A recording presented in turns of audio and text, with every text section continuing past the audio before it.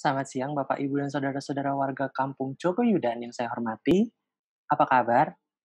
Baik ya. Semoga kita semua diberikan kesehatan selalu ya Bapak, Ibu, dan juga saudara-saudara. Perkenalkan, saya Farhan Razak Madianto dari tim KKN PPM Universitas Gadjah Mada tahun 2021 di Kecamatan Jetis, Kota Yogyakarta. Pada kesempatan kali ini, saya akan menyampaikan sosialisasi mengenai sungai bersih dan sehat guna mendorong peningkatan dalam berbagai sektor kehidupan warga Jogoyudan. Yang pertama-tama adalah sungai memang menjadi hal yang sangat penting bagi manusia, karena air bersihnya kita gunakan sebagai penopang kehidupan kita.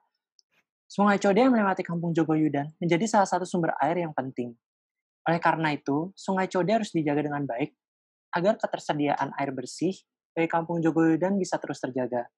Selain itu juga, Sungai Code melewati Kampung Jogoyudan memiliki potensi manfaat lain, yaitu sebagai tempat wisata ataupun juga bisa sebagai tempat untuk membudidayakan ikan. Bila Sungai Code dikelola serta ditata dengan baik, maka Sungai Code akan menjadi indah, sehingga menarik banyak wisatawan. Hal tersebut pastinya membawa banyak dampak bagi warga Kampung Jogoyudan.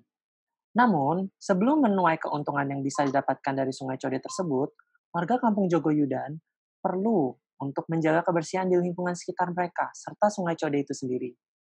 Saya yakin sekali bahwa warga Kampung Jogoyudan sudah memahami dengan baik mengenai cara untuk merawat serta memelihara lingkungan dan sungai dengan baik dan benar. Hal ini bisa kita lihat dari Kampung Jogoyudan yang bersih dan juga rapi.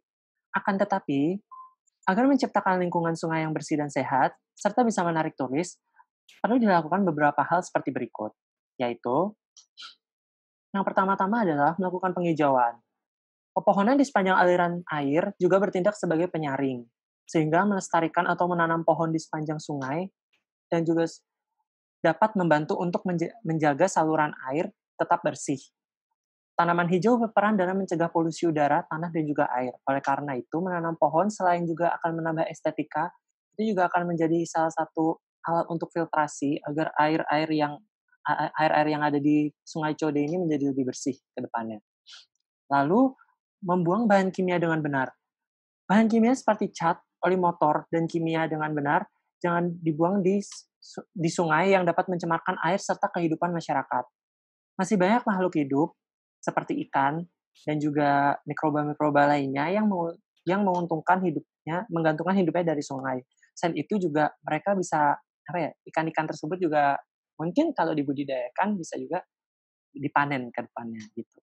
Pastinya akan lebih bermanfaat buat warga-warga di Jogoyudan.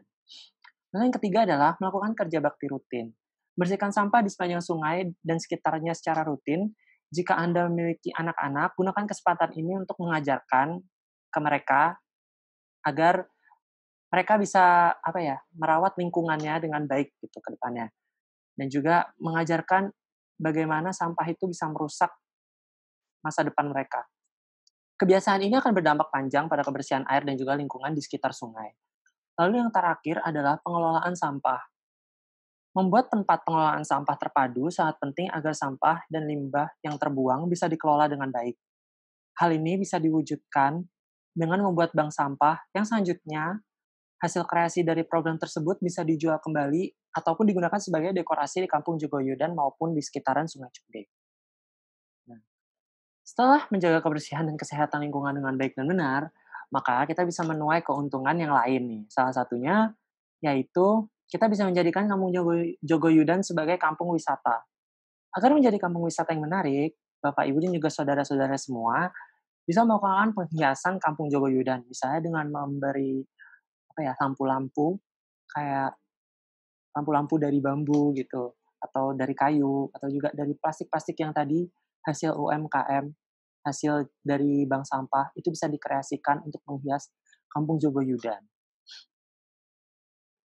Menghias kampung bisa dilakukan dengan mengecat mengecat atau menata, lalu menambah dekorasi maupun membuat infrastruktur menunjang kegiatan pariwisata, misalnya kayak WC umum atau sebagainya. Mungkin dari beberapa hal tersebut yang contoh-contoh yang saya berikan ini, hal yang paling gampang itu yaitu mengecat, ya.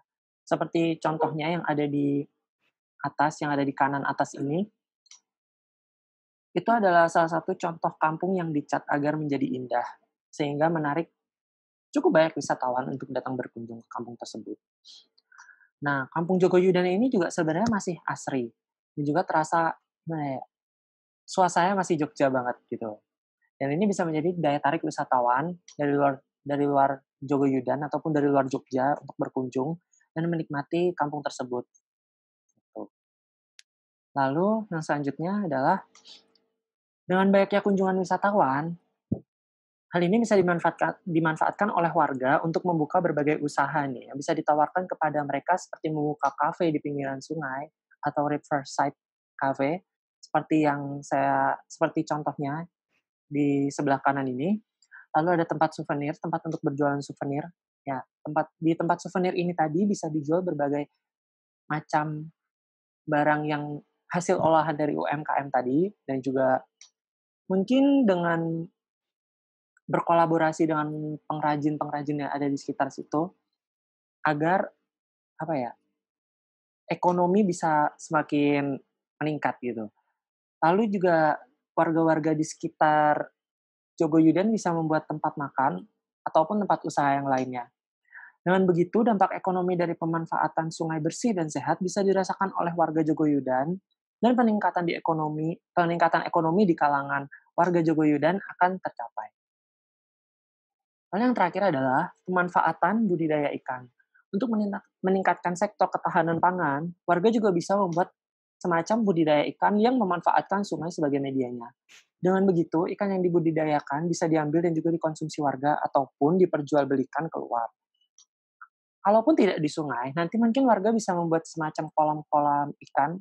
Nah, airnya bisa diambil dari air sungai yang pastinya dipastikan kebersihannya dan segala macamnya.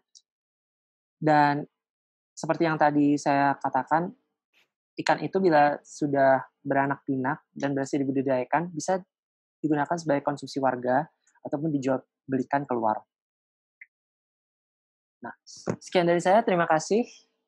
Wabillahi taufiq wa hidayah. Wassalamualaikum warahmatullahi wabarakatuh.